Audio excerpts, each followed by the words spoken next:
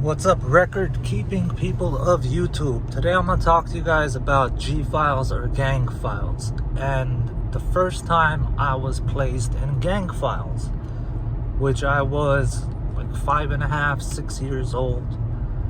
I'll get into that story of how I got placed into gang files. So for those of you not from LA that don't know what gang files are, it's where the police or the courts, they pretty much label you as a member or an associate of a gang, what your name is, where you live, where your family members are, who your friends are, what their nicknames are, what your nickname is, what you do, what you don't do. They just build this fucking file on you, man.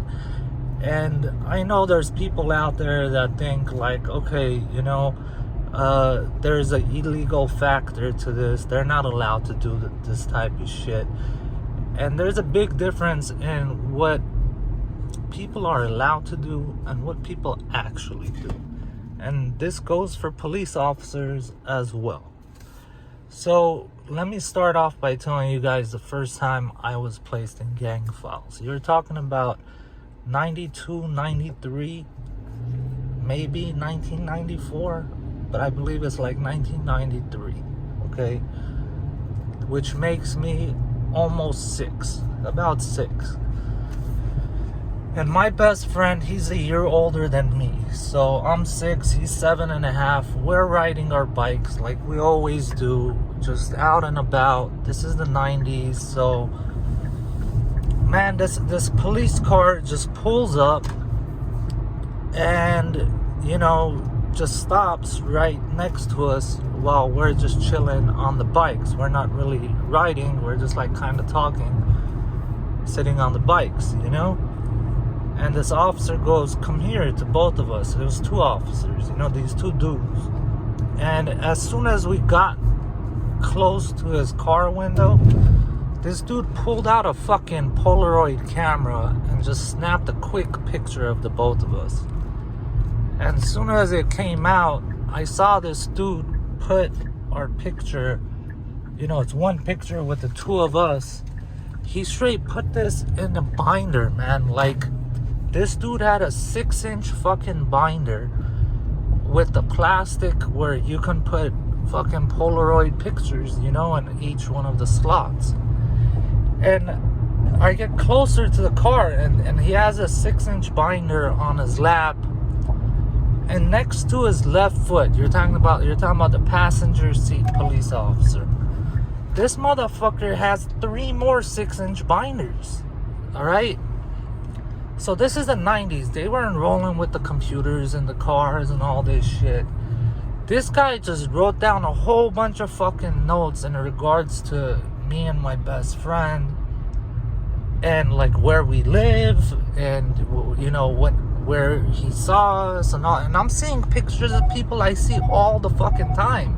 This guy literally made a manual version of gang files, So that was the first time I got placed into gang files.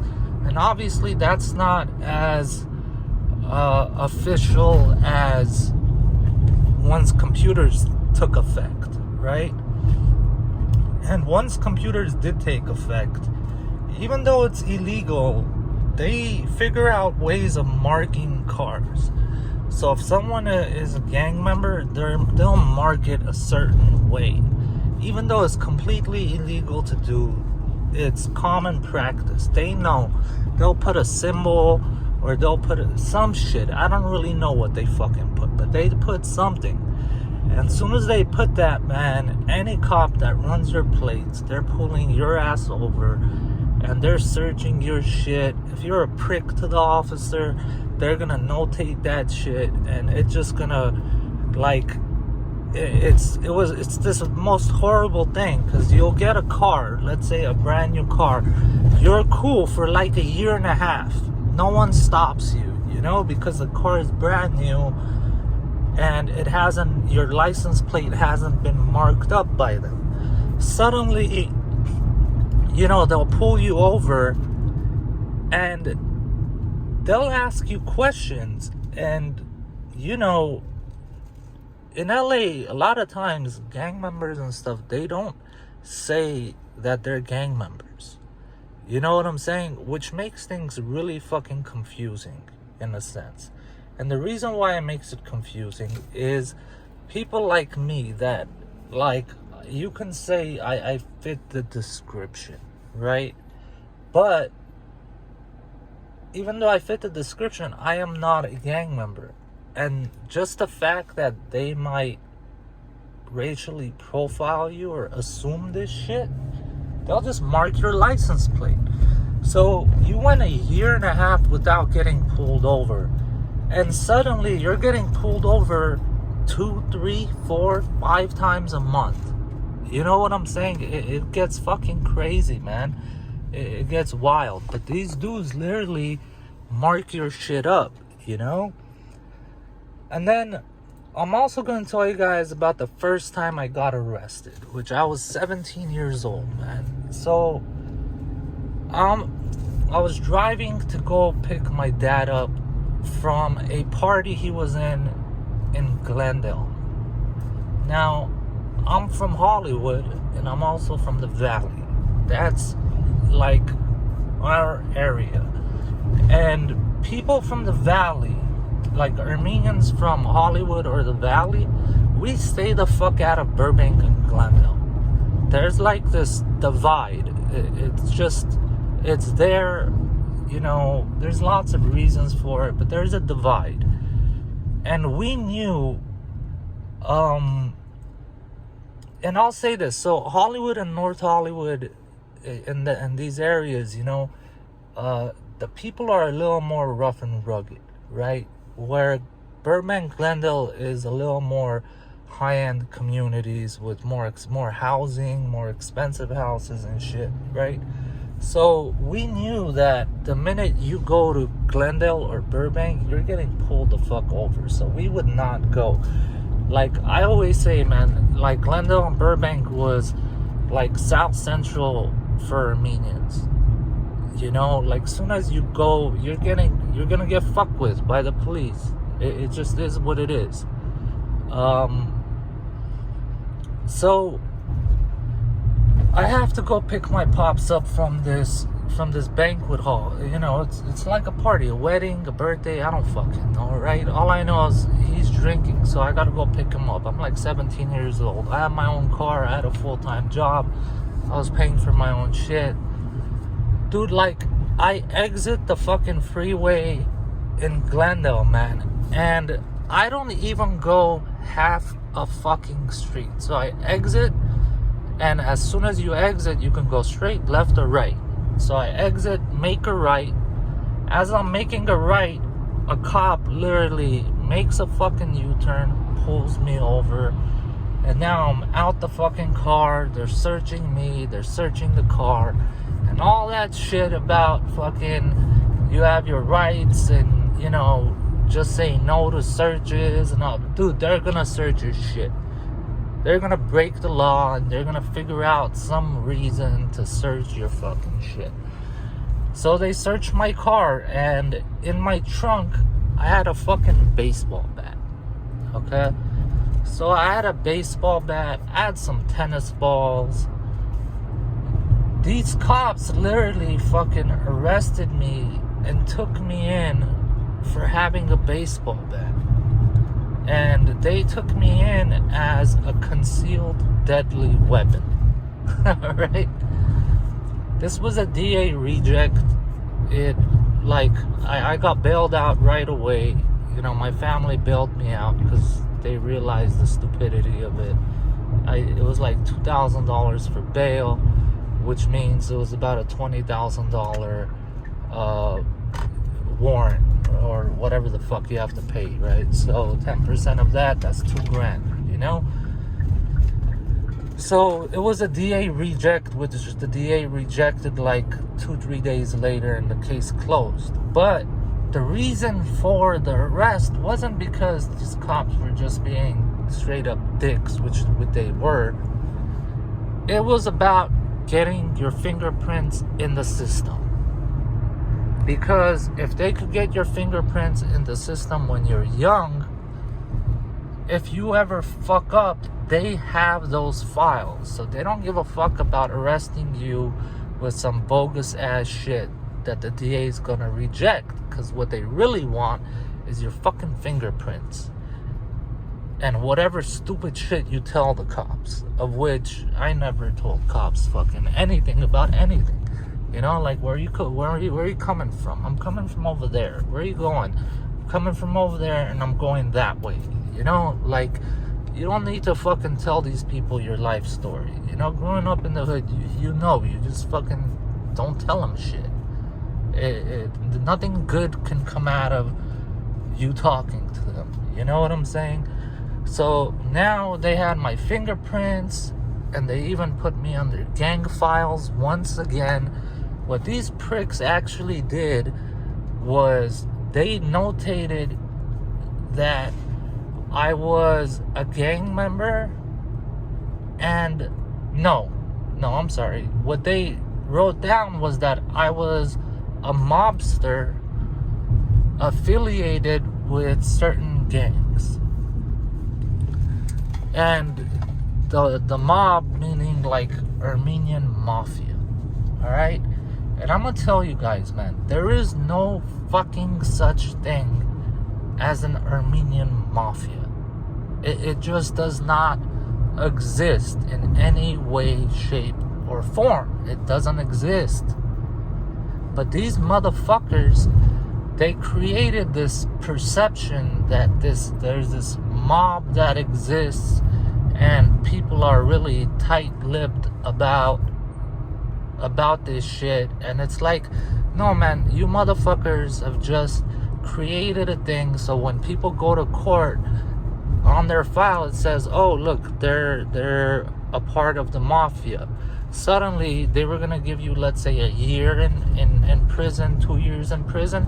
Suddenly it's 5 years in prison, because now it's gang allegations come in, right? Like, it's like extra charges on top of your charges, and it's a way of fucking people, man. But I'm telling you guys straight, like, I grew up in the heart of the hood. I've seen it all. There is no fucking such thing as Armenian mafia.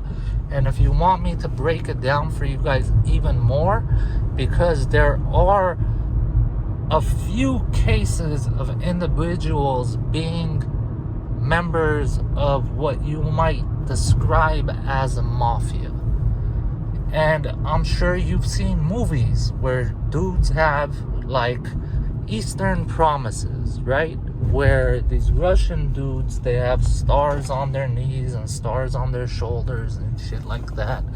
And this is an organization which is like, I guess, kind of like the mob, but this is a Soviet bloc organization. So all the countries that were from the Soviet Union, it wasn't race-based. It wasn't like it's an Armenian thing, it's a Russian thing. It's like, no, long as you were a man of men, and long as you carried yourself a certain way, and long as you obliged by certain rules and shit, you might be a member of this organization. But this organization is not like gangs in LA where you have hundreds of these people and thousands of these people. Like, I think there's only 1 or 2 in California of these people. You know what I'm saying? So they take these things and they run with it, and they like try and fuck everybody in the process, man. And this later on came to bite me in the ass when I got arrested for beating that dude up for fucking around with those minors. Like, he was fucking with these 3 like female minors, and not minors like mining shit, like minors by age, you know, they're like 15-16-year-old girls, and he wouldn't let them fucking leave their parking space, you know. So when I got into a fight with this, and then, long story, I think I made a video about this, but that popped up that I was a member of the mafia and I was associated with certain gangs. And it's like, dude, you guys are just pulling fucking rabbits out of hats, man. And you're fucking people with it, you know? And it's despicable, dude. It's despicable. Now at the age I'm at, I'm 35-ish, right? I mean, I was always just like towards cops, like I was a dick if they were a dick. If they were cool, I was cool. I didn't give a fuck like that, you know? Like the amount of times I talk shit to them because, you know, they said something disrespectful purposely, trying to, you know, wind you up and shit. And being younger, it's like, yeah, man, they're gonna be able to fuck with you, you know? You don't have control of your emotions the way you do when you're an adult. So now as an adult, I rarely ever get pulled over. And if I do, I'm always respectful. And if they choose to be disrespectful, then I'll be disrespectful, you know? But they're not gonna wind me up and get me to fuck up and get arrested. But I'm gonna let it be known that he's a fucking prick. I'm gonna ask straight up if he's being a dick and he's being hostile. The first thing I'm gonna tell him is, obviously me and you are having a fucking misunderstanding, and you obviously don't understand what I'm telling you. So I'm gonna wait in the car while you call a supervisor, and I'd appreciate you not having any more contact with me until your supervisor gets here. Because I am getting your name, I am getting your badge number, and we're gonna have a discussion with your supervisor about how you're patrolling my neighborhood that I fucking live in. You're here to protect and serve. And if you're fucking with me, that means that you're fucking with other people. And this is not the way I want my community being policed. And I'm gonna let your superiors know. So, you know, as an adult, you learn to fucking handle shit a lot fucking different.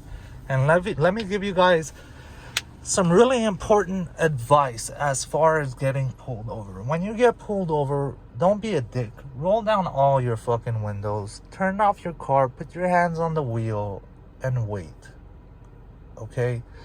And for any reason, if they ask you to step out of the fucking car, you tell them, look, I'm gonna step out of the car against my will. I'm not allowing you to search my person or my vehicle. And me stepping out of the car is not me giving you the right to search my vehicle. Because a lot of people don't understand that if they pull you out the car, it's an automatic search of your shit. Legal, not legal, it doesn't matter. And I've heard the argument many times that you stepping out of the vehicle, you're already, without saying a word, giving consent. Like if they're gonna search your body, you stepping out knowing that you automatically gave consent to search your fucking car. So when you step out of a fucking car, you let it be known, I am not allowing you to search my body or my vehicle. And me stepping out, it's just me following your instructions and nothing more. And I want to make it clear that you understand that. And once they say yes, you proceed to follow whatever the fuck they tell you to do, you know? And the great thing nowadays is they all have body cameras. So don't be afraid to ask, hey, is your body camera on, man? Because if it's not, I want you to turn it on. And it's recording audio and video, correct? And they'll say yes. Be like, wonderful. You know, I'm glad that makes things safe for me and for you. You know, just bringing that topic up like that it lets them know that, you know what, they are being recorded and they'll fuck with you a little less. So being an adult and approaching things from a mature standpoint and not letting them walk over you is an important thing. But you also have to not be disrespectful. Don't be that prick that's just a fucking loudmouth talking shit. Why'd you fucking pull me over? This. It's like you've already been pulled over, dude. You've already been pulled over. Don't be a dick about it. Just, you're only gonna make it worse. The only time to be a dick is when they're a dick. Other than that, I mean, some people might not even be a dick when they're a dick. Some people might have, better self-control than me in that regards. But other than that, I don't know. So that's the story about G-Files and why things are the way they are and how they actually fucking operate, man. And it's kind of sickening when you really know the inner workings of shit, man. It's fucked up. It's fucked up. There's a lot of shit that I guess the uninitiated, and I want to use that word because when you grow up a certain type of way, certain understandings, it's like a school, man. You're educated a certain way. There's certain things you understand and know the inner workings of because you see it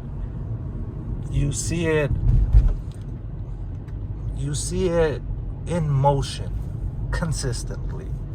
And if people are from an area where those things don't exist and don't happen, it's hard for them to believe that things can be a different way. They can be fucked up and how they can be stacked against you.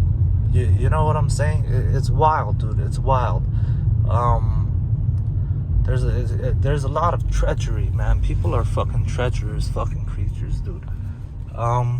That said, be safe. You guys have a nice day.